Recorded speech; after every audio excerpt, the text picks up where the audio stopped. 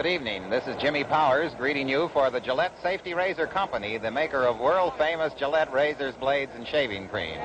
We're happy to salute Canadian fans in Toronto, Ontario, and Montreal, Quebec, who are joining our television audience tonight through the facilities of the Canadian Broadcasting Corporation. Our feature event here in Chicago Stadium is a 15-round match between Rocky Marciano and Jersey Joe Walcott for the heavyweight championship of the world. Yes, and don't forget, tomorrow afternoon, 4 o'clock New York time, Gillette presents the Withers Stakes from Belmont Park over most NBC TV stations for racing fans here in the United States.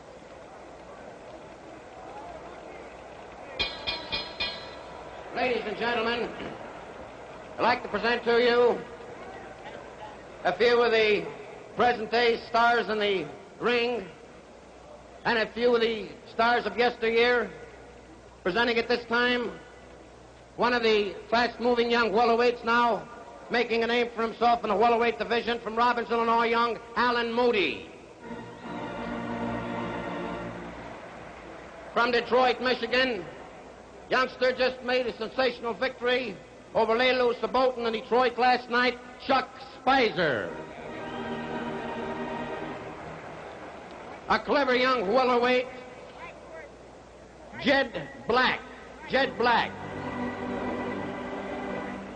And here in the audience, ladies and gentlemen, we'd like to ask them to come up and take a bow. The former world's heavyweight champion, Ezzard Charles. Ezzard Charles.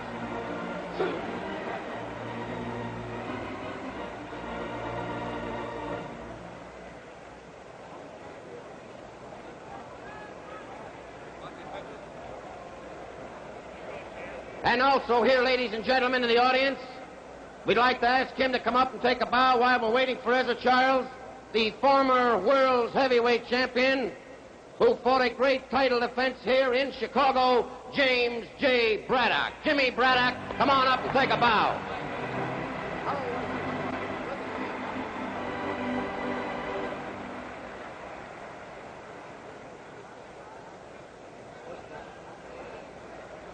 And here, ladies and gentlemen, is one of the top contenders for the heavyweight crown, Roland Lastarza. Lastarza.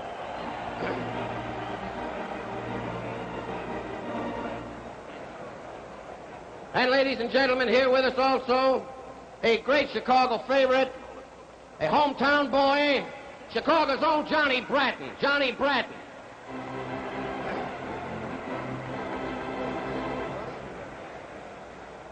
Jimmy Braddock, ladies and gentlemen, James J. Braddock.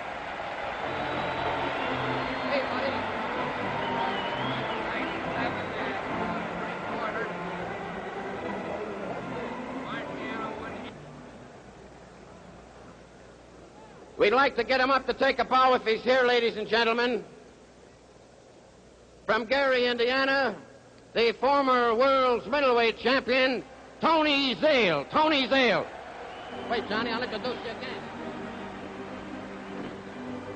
Here he is, ladies and gentlemen, Johnny Bratton. Johnny Bratton, ladies and gentlemen.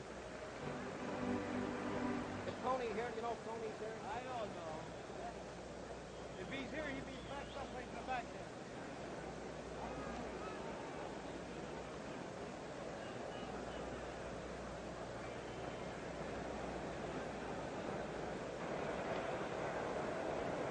Ring announcer Ben Bentley is looking about for more celebrities to introduce. Here he is, ladies and gentlemen, making his way up to the ring.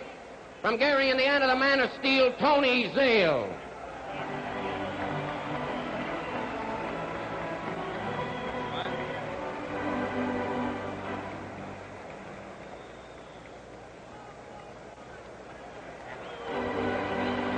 Tony Zale.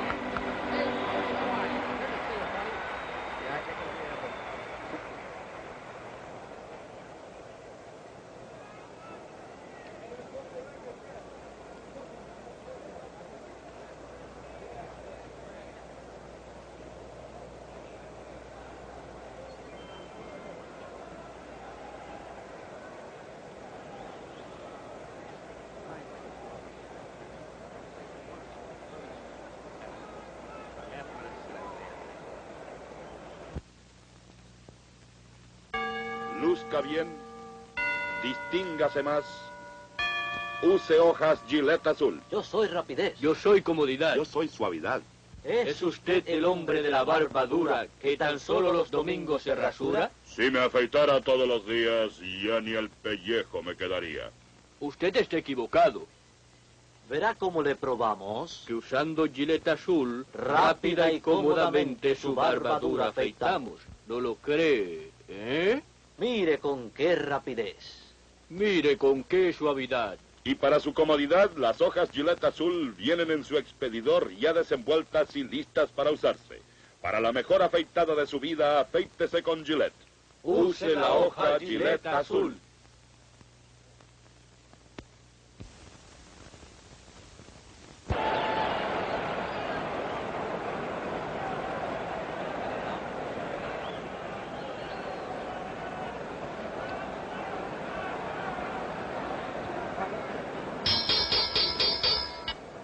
Ladies and gentlemen, once again, may we remind you of the no smoking rule, and may we ask your cooperation and please helping us observing this no smoking rule, which is being strictly enforced in this building.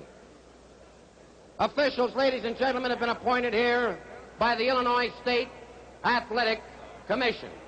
The attending physicians, Dr. Irving E. Slott, Dr. John H. Pribble, the timekeeper, Fay Young, counting for the knockdowns at the bell, Mike Murphy. Your judges are William O'Connell and Franklin Spike McAdams. Your referee, Frank Sikora. This, ladies and gentlemen, is the feature presentation of the evening. 15 rounds for the World's Heavyweight Championship. From Camden, New Jersey, the challenger, wearing black trunks with a white stripe, weighing 197 3/4 pounds, the former world's heavyweight champion, Jersey Joe Walcott.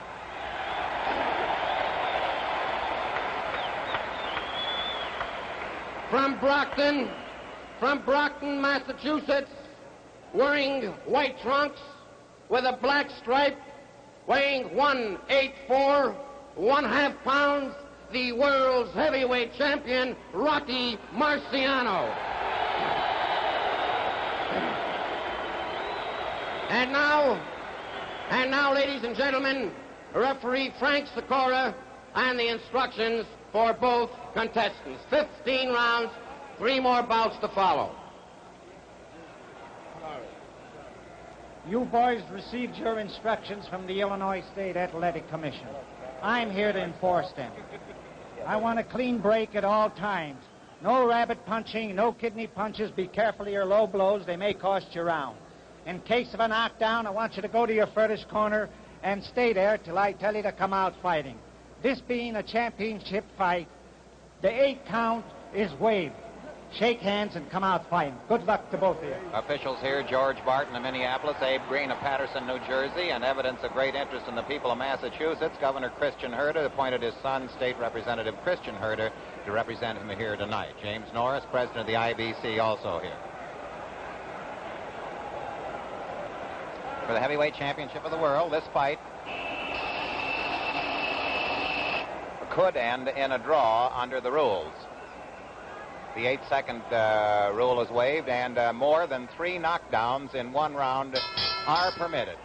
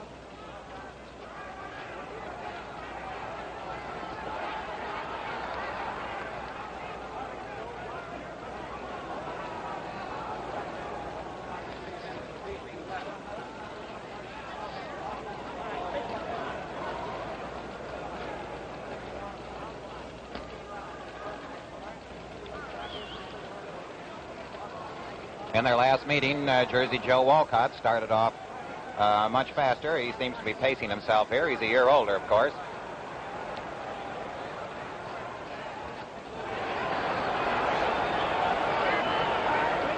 Sentiments of the crowd equally divided. They are very fair, cheering alternate leads.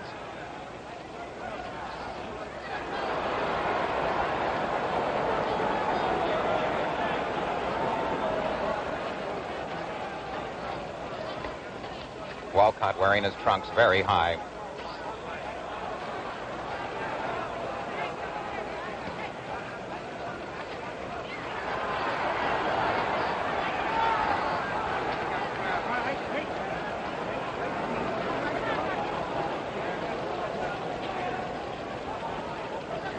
One minute to go in round one.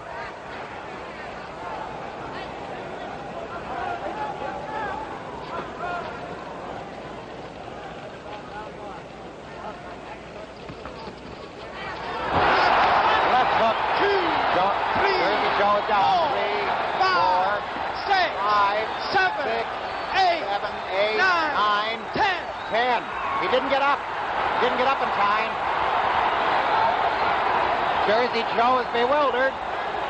Slow getting up. The fight is over. Rocky Marciano has a pushover win here tonight. Look at the expression of bewilderment on Jersey Joe. He thought the count was too fast. Crowd is booing. Crowd is booing.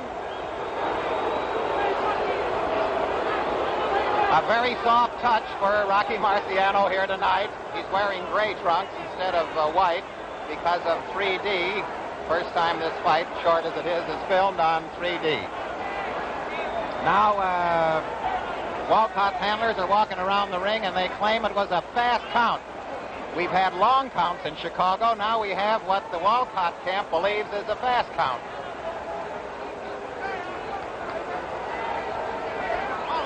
Fay Young was the knockdown timekeeper. Mike Murphy was counting at the bell, and the referee, Frank Sikora, was picking up the count. Ladies and gentlemen, the time, 1 minute, 25 seconds of the first round.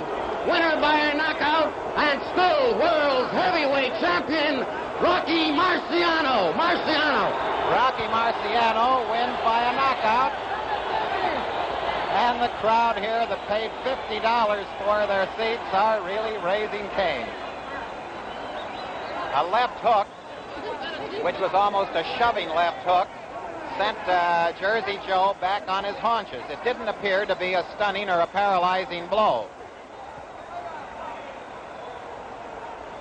Walcott is still complaining. His seconds and his manager, Felix Boquicchio, is standing outside on the ring apron, haranguing the crowd and talking to the working press. Andy Frain's very able ushers are in here keeping a semblance of order. Walcott shaking his hand and shaking his head. He was very nonchalant about getting up because he didn't start to get his knees flexed until the count of 9. He was still sitting there, apparently resting. He started off very slowly, and he just took a chance, and he missed out by a second. As soon as the count of 10 was reached, and I'm sure the movies will show that Walcott still had his gloves touching the canvas, and he was in the act of attempting to rise, but he definitely was not clear of the canvas, and so there was nothing for the referee to do but declare it a knockout. That's Boquicchio in the center there with an expressive shrug. There's a lot of jostling going on.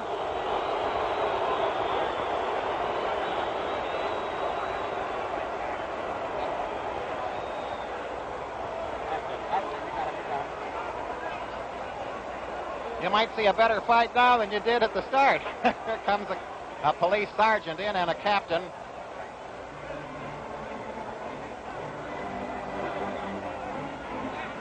Well, there you are, one of the strangest and certainly one of the most controversial endings. Walcott feels that he was deprived of a fair chance to get up. But 10 seconds are 10 seconds in any language.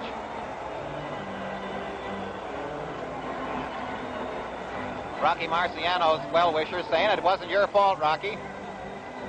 You didn't do the counting, you just did the hitting.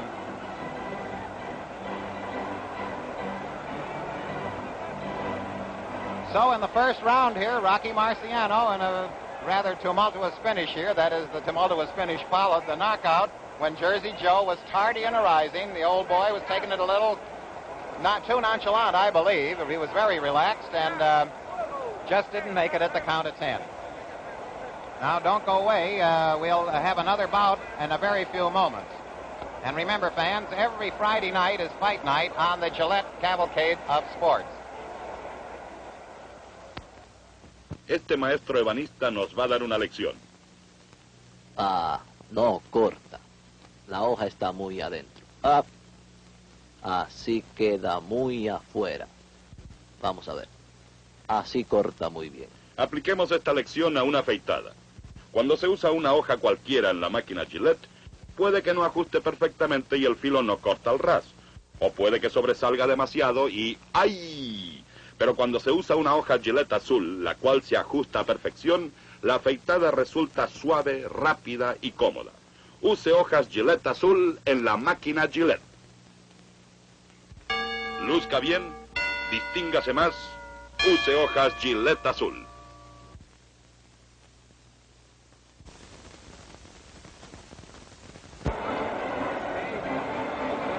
Well, we're back in the ring here where the fastest knockout in heavyweight title history occurred. After 1 minute and 15 seconds of fighting, Jersey Joe Walcott ran into a left hook and a sort of a right push, and 10 seconds later he was not fully erect, and so the fight ends in a knockout in 1:25 of round 1. Rocky Marciano, the winner and still champion. This bout, 8 rounds, light heavyweight division, from Oakland, California, wearing purple trunks, weighing 173 1/2, Oakland Billy Smith. Oakland Billy Smith. And from Grand Island, Nebraska, weighing 180 pounds, wearing white trunks with a black stripe, Billy Noble. 8 rounds, your referee, Bernard Wiseman. Your punches up.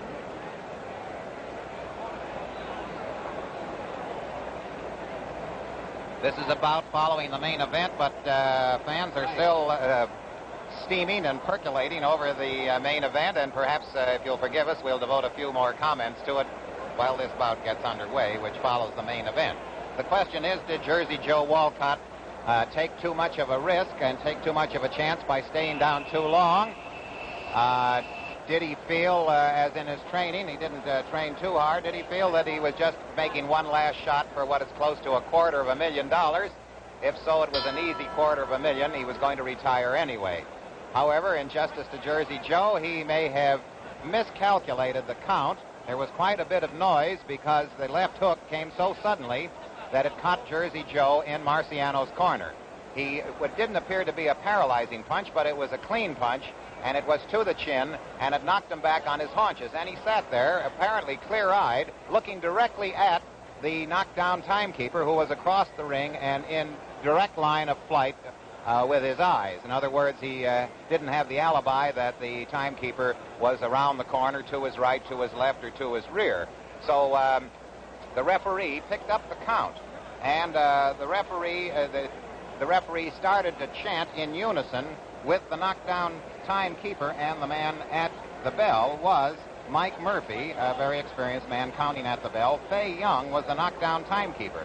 And as Mike Murphy and Fay Young were counting, they were holding stopwatches in their hands and counting off the stopwatch as it went along to 10 seconds. The referee did say 10, because I distinctly heard him sitting here in row 1, and Jersey Joe Walcott was in the act of rising, but actually he was not clear.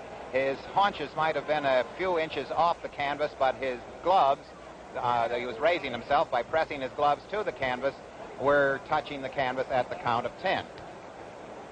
Nevertheless, the fans thoroughly disapproved of it, and can one blame them? They paid $50 a ticket. We are now we are now in the bout that followed the main event, and another knockdown. 2, 3, 4, 5, 6, 7. There's a loudspeaker that carries the count of the timekeeper. In other words, it's not the human voice. He's talking into a microphone, and the microphone amplifies the count. So it can be distinctly heard by a fallen boxer.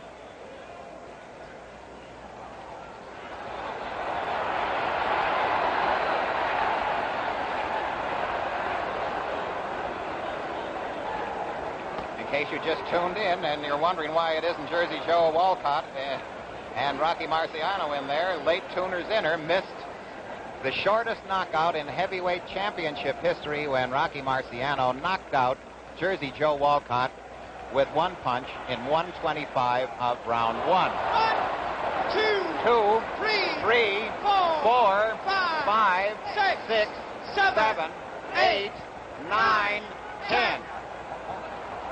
Bob Satterfield earlier knocked out Murray Burnett of Los Angeles in the third round.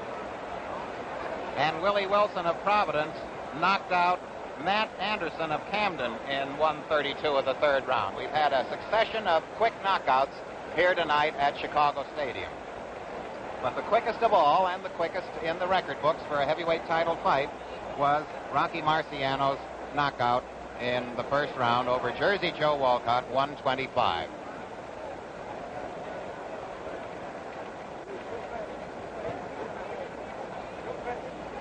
Marciano was a 3-1 favorite.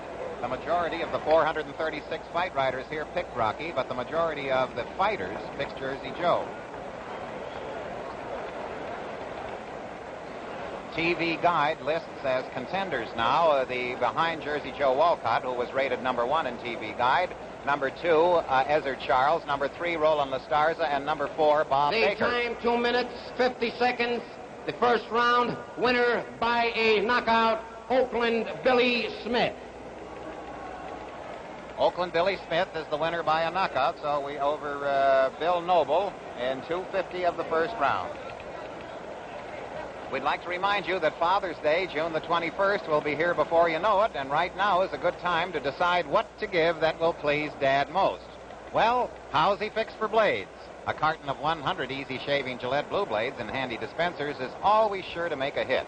Also, there's a 50-blade carton specially wrapped for Father's Day that many stores already have on display. Now, if he's using an old-fashioned razor, bring him up to date with a modern one-piece Gillette razor set, the most convenient shaving combination there is. You can't do better than give Gillette razors and blades for Father's Day.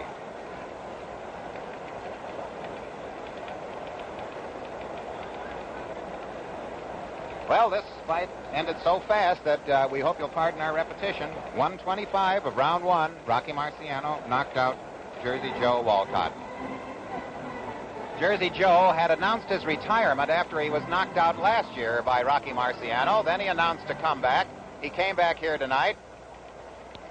Lasted 1 minute and 25 seconds, and we'll probably see no more of Jersey Joe as an active campaigner again. The father of 6 children is going back home, going to business.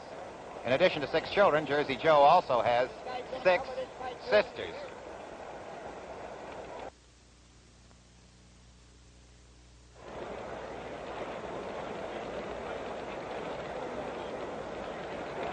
The crowd's still mingling around here and buzzing, discussing that knockout. The men in charge, of course, are the members of the New York State Athletic Commission. There may or may not be a hearing, and there always is following every controversial fight. George Martin, the president of the NBA, is now in conference with Abe Green on the right side of the ring. But there's no chance of bringing the principals back in again. It's finished. Jersey Joe would like to have another chance and say, well, I'm up now. Please let me continue. And while there have been incidents in the past where fighters have continued with the permission of officials, it's just not done in a heavyweight bout. Remember, fans, every Friday night is fight night on the Gillette Cavalcade of Sports. Well, folks, that wine...